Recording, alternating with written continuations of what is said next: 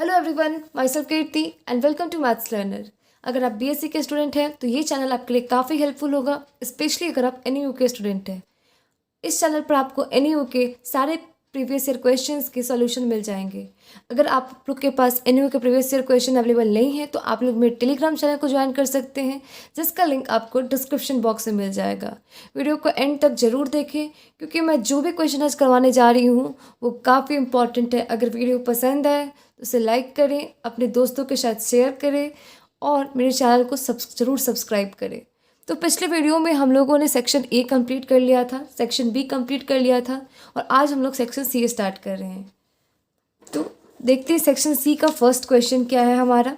Section C का first question है आपका, prove that the square X square plus Y square plus Z square plus 6y plus 2z plus 8 equals 0 and X square plus Y square plus Z square plus 6x plus 3y plus 4 plus 20 equals 0 cut each other orthogonally. हम लोग को prove करना है कि ये दो sphere है, एक दूसरे को ये ऑर्थोगोनली कट कर रहा है। ऑर्थोगोनली कट कर रहा है मतलब दोनों एक दूसरे के परपेंडिकुलर है। तो हम लोग लिखते हैं, we know that the two spheres वी know that the two spheres x square plus y square plus z square plus 2u1x plus 2v1y plus 2w1z plus d1 equals 0 and x square plus y square plus z square plus 2u2 x plus 2v1 v2 y plus 2w2 z plus d2 equals 0 are orthogonal. कब orthogonal होता है? Are orthogonal if X square plus Y square plus Z square plus are orthogonal if 2u1 u2 plus 2v1 v2 plus 2w1 w2 equals d1 plus d2। इसको हम लोग क्या करते हैं, equation 1 consider कर लेते हैं। तो दो स्फेयर आपका ऑर्थोगोनल कब होगा? जब 2u1 u2 plus 2v1 v2 plus 2w1 w2 equals d1 plus d2 होगा। अब हम लोग लिखते हैं, हम लोग यहाँ पे देखते हैं कि हम लोग को स्फेयर कौन सा गिवन है। Here the spheres are x square plus Y square plus Z square plus 0 into x plus 6y plus 2z plus 8 equals 0। Second है x square plus Y square plus Z square plus 6 into x plus 8 into y plus 4z plus 20 equals 0। तो यहाँ पे u1 कितना है? u1 0 है। v1 कितना है? v1 है आपका 6 और w1 कितना है? w1 है आपका 2। d1 कितना है आपका? 8। वैसे ही सेकेंड वाले का क्या है? u2 है आपका 6, v2 है आपका 8, w2 है 4, d2 है 20। अब इन सभी वैल्यू को हम लोग इक्वेशन 1 में पुट कर देंगे। Substituting these values in equation 1 we get, substituting these values in equation 1 we get, क्या मिलेगा हम लोग को? 2 into 0 into 3 plus 2 into 3 into 4 plus 2 into 1 into 2 equals 8 plus 20. That is 28 equals 28, which is true. क्या हुआ? LHS RHS के equal proof हो गया। इसका मतलब जो हम लोग को प्रूफ करना था वो हो गया proof. Hence the given spheres are orthogonal. Hence the given spheres are orthogonal. Proof हो गया। आप लोग को एग्ज़ाम में इतना ये पूरा लिखना पड़ेगा इतना, तब जाकर आप लोग को मार्क्स मिलेगा। अगर आप लोग बस छोटा छोटा करके लिखोगे तो उससे नहीं होगा। एग्ज़ाम में हम लोग को, क्योंकि यूनिवर्सिटी का एग्ज़ाम है, तो आपको बड़ा बड़ा लिखना पड़ेगा, आपको पेज थोड़ा भर कर आना पड़ेगा, तभी आपको नंबर मिलेगा। तो अब नेक्स्ट क्वेश्चन देखते हैं। हमारा नेक्स्ट क्वेश्चन है, so that 3x² + 4y² + 5z² - 6yz - 4zx - 2xy = 0 represents of pair of plane. हम लोग को शो करना है कि ये जो इक्वेशन है ये पेयर ऑफ प्लेन्स को रिप्रेजेंट करता है। तो इसका सॉल्यूशन देखते हैं हम लोग क्या है। सबसे पहले हम लोग लिखते हैं कि हम लोग गिवन इक्वेशन क्या दिया हुआ है। गिवन इक्वेशन क्या दिया हुआ है हम लोग को, 3x² + 4y² + 5z² - 6yz - 4zx - 2xy = 0। इसको हम लोग इक्वेशन 1 मान लेते हैं। अब हम लोग देखेंगे कि general homogeneous equation of the second degree in XYZ क्या होता है।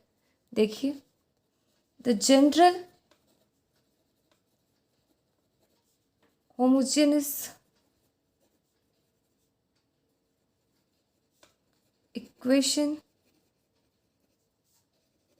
of the second degree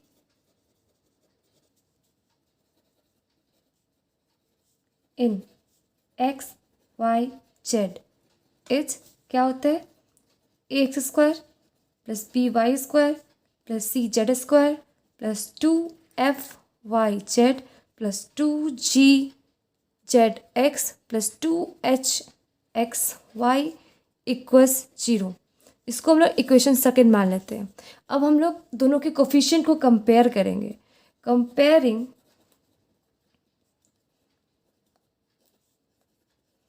comparing the coefficient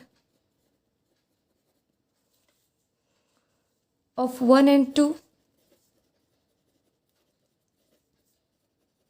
we get क्या मिलेगा हम लोग को, a इक्वल्स मिलेगा 3, b इक्वल्स मिलेगा 4, c को मिलेगा 5, f मिलेगा -3, g मिलेगा हम लोग को -2 और h क्या मिलेगा, h मिलेगा हम लोग को -1। We know that the equation 2 will represent a pair of plane if, हम लोग इक्वेशन 2 जो है हम लोग जानते हैं कि इक्वेशन 2 पेयर ऑफ प्लेन्स को कब रिप्रेजेंट करेगा, जब ABC + 2FGH - AF² - FG² - CH² = 0 होगा। तो इसको लिखते हैं हम लोग, we know that the equation 2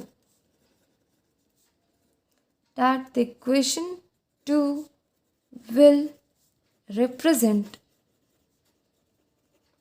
a pair of planes if कब, जब ABC + 2FGH - AF² - BG² - CH² equals क्या हो जाएगा, 0। नाउ फॉर 1, अब 1 के लिए क्या होगा, ABC + 2FGH - AF² - BG² - CH² क्या हो जाएगा, अब सारा वैल्यू पुट करेंगे तो ये होगा आपका 3 × 4 × 5 + 2 × -3 × -2 × -1 -3 × -3 का स्क्वायर -4 -2 का स्क्वायर -5 -1 का होल स्क्वायर।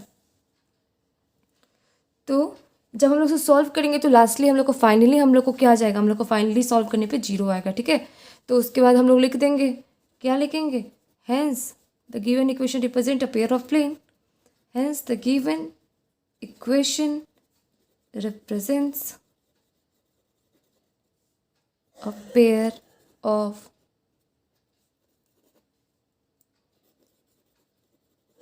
प्लेन्स। ठीक है, अब हम लोग फिर नेक्स्ट क्वेश्चन देखते हैं कि हमारा नेक्स्ट क्वेश्चन क्या। अब जो हमारा नेक्स्ट 2 क्वेश्चन है वो पूरा थ्योरी पर बेस्ड है, तो देखते हैं। फर्स्ट है हम लोग का, find the equation of the plane cutting off intercept ABC from the axis. ये क्वेश्चन काफ़ी इंपॉर्टेंट है, तो इस क्वेश्चन को अच्छे से आप लोग पढ़िएगा, इसको अच्छे से नोट कर लीजिएगा और सबको अच्छे से समझ लीजिएगा। तो देखते हैं क्या, तो क्या है यहाँ पे, let the equation of the plane, हम लोग एक प्लेन का इक्वेशन मान लिया। यहाँ पे हम लोग को निकालना क्या है, देखिए equation of plane cutting off intercept A B C from the axis. उस प्लेन का इक्वेशन निकालना है जो एक्सिस पे क्या इंटरसेप्ट कट करता है, ए बी सी। सबसे पहले हम लोग प्लेन का इक्वेशन एक कंसीडर कर लिए हैं, a x plus b y plus c z plus d equals 0 जो है आपका एक प्लेन है। It cuts the x y and z axis at distance a b and c respectively from the origin. अब मान लेते हैं कि ये जो एक्स वाई और जेड जो है, जेड एक्सिस जो है, ये ए बी सी डिस्टेंस पे कट कर रहा है, ए बी और सी डिस्टेंस पे कट कर रहा है। कहाँ पे, एक्स एक्सिस, वाई एक्सिस और जेड एक्सिस रेस्पेक्टिवली। ये आपका वाई एक्सिस है, ये आपका जेड एक्सिस है। तीनों को कहाँ पे कट कर रहा है, तीनों का इंटरसेप्ट, मत तो इसका इंटरसेप्ट क्या हो गया, ए बी सी ही हो गया। तो अब इसका कोऑर्डिनेट क्या हो जाएगा, therefore the coordinate of P Q and R respectively a 0 0 0 B 0 and 0 0 सी। तो तीनों का कोऑर्डिनेट क्या हो जाएगा, a 0 0 0 B 0 and 0 0 c. Since the plane one passes through the point, क्योंकि जो प्लेन वन है जो आपका a x plus b y plus c z plus d equal 0 जो आपका प्लेन वन का इक्वेशन है, ये जो है आपका पास कर रहा है इस इन पॉइंट से, किस किस पॉइंट से, P A 0 0 Q 0 B 0 and 0 0 सी। तो the coordinate of this point must satisfy the equation one on the plane. क्योंकि जो प्लेन है वो उन पॉइंट से पास कर रहा है, तो क्या होगा, वो पॉइंट जो है सेटिस्फाई करेंगे इस इक्वेशन को। तो फिर क्या किया, इक्वेशन वन में आपका जो इक्वेशन वन है उसमें ये सारे कोऑर्डिनेट्स का वैल्यू पुट किया, तो हम लोग को ए बी और सी का वैल्यू आ गया। जिसको सॉल्व करने पे ए बी और सी का वैल्यू आ गया। अब जो ए बी और सी का वैल्यू हम लोग को आया है उसको सब्सटीट्यूट कर दिया है इक्वेशन वन में। इक्वेशन वन में सब्सटीट्यूट किया है और यहाँ से डी कॉमन निकल के उधर चला जाएगा, 0 हो जाएगा। तो बचा क्या, x by a plus y by b plus z by c equals 1। और यही जो है आपका रिक्वायर्ड इक्वेशन है, रिक्वायर्ड इक्वेशन ऑफ प्लेन। समझ में आया, इसमें कुछ नहीं करना है। सबसे पहले हम लोग को क्या करना है, हम लोग को एक प्लेन का इक्वेशन ले लेना है। इक्वेशन ऑफ प्लेन हम लोग मान लिए क्या, x plus b y plus c z plus d equal 0। Second काम क्या किए हम लोग, दूसरा काम हम लोग ये किए हैं कि इंटर मान लिए हैं कि it cuts the x axis को, वाई एक्सिस को और जेड एक्सिस को कहाँ पे कट कर रहा है, ए बी और सी पे कट कर रहा है। ठीक है, थर्ड में हम लोग क्या किए हैं, उस सब का कोऑर्डिनेट ले लिए हैं। तो जब एक्स एक्सिस पे ए पे कट कर रहा है, वाई एक्सिस पे बी पे कट कर रहा है, सी पे जेड एक्सिस पे सी पे कट कर रहा है, तो अब बस इसका कोऑर्डिनेट क्या हो जाएगा, ए 0 0 0 बी 0 और 0 0 सी। तो इससे सब कोऑर्डिनेट निकाल लिया है।